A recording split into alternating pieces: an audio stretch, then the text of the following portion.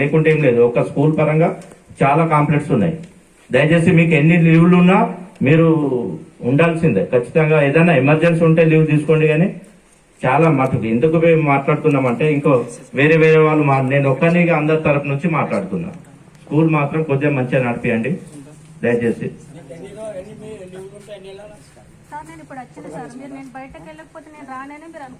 లేదు బయట లేదు చాలా సరే. ఎప్పటి నుంచి అయినా మనం చూస్తాం కదా.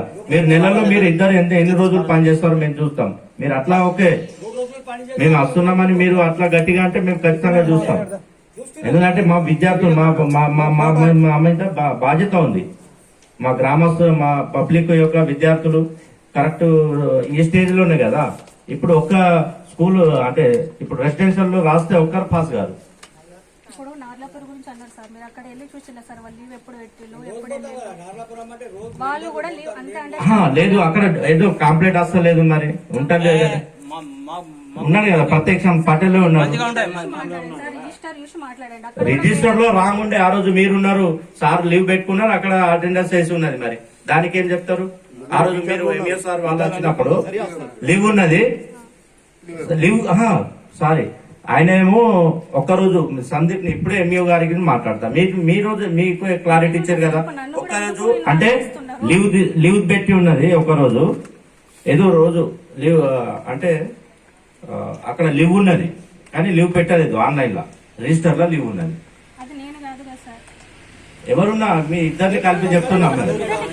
ఇది మీరు చెప్పాలి. మీరు ఖచ్చితంగా సరే మీరు వస్తున్నారు ఓకే వస్తారు మేము చూస్తాం కదా. ఇప్పటి నుంచి కూడా చూస్తాం. సరే ఇన్ని రోజులు వచ్చిర్రు అనుకో కంటిన్యూ వచ్చిర్రు మేమే తప్పుగా అనుకుంటాం అనుకోండి. సరే చూద్దాం. అవసరం ఉన్నప్పుడు మన 4 రోజులు ఎవరు పెట్టారు? టీచర్లు. ఎన్నిసార్లు వేరే టీచర్లు వచ్చి ఉన్నారు ఇక్కడ. వేరే టీచర్లు ఇద్దరు ఉండగా ఒక టీచర్ అయినా ఉండాలి కదా. వేరే టీచర్ వచ్చి చెప్తున్నారు ఒక్కొక్క రోజు. ఇద్దరు కూడా లేదు లీవ్ ఏమనంటే లీవ్. మా ఊరిలో 3 ఉన్నాడు. ఇద్దరు నడుపుతాడు. ఎక్కడ టీచర్ లేకుంటే అక్కడ పంపుతాడు ఒక టీచర్. వాళ్ళకు ఎక్స్ట్రా ఉన్నారు కాబట్టి అది నడుస్తుంది.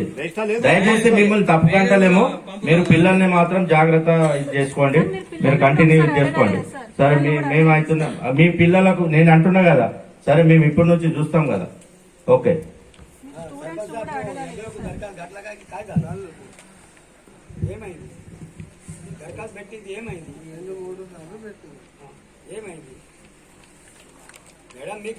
అయింది అయిపోయింది.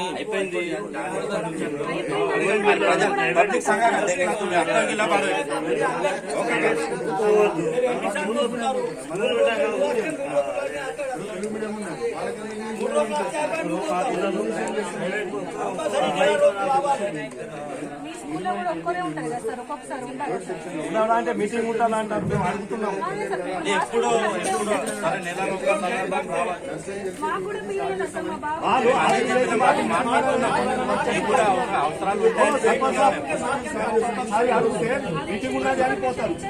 ఓకే నెక్స్ట్ అంశం వచ్చేసి ఒకటి తీర్మానానికి సంబంధించింది. మనకు ఇంతకుముందు గత వారం క్రితం నుంచి మన జాడి ఒప్పు గారు మన సరణిలో కోళ్ల ఫారం పెడతామని ఈజీఎస్ నుంచి కోరుతున్నారు. వారికి మీరు అందరూ ఆమోదం తెలిపితే వారికి తీర్మానం ఇవ్వడం జరుగుతుంది. ఆ పని వారికి ఎస్టిమేషన్ చేసి శాంక్షన్ చేపిస్తారు.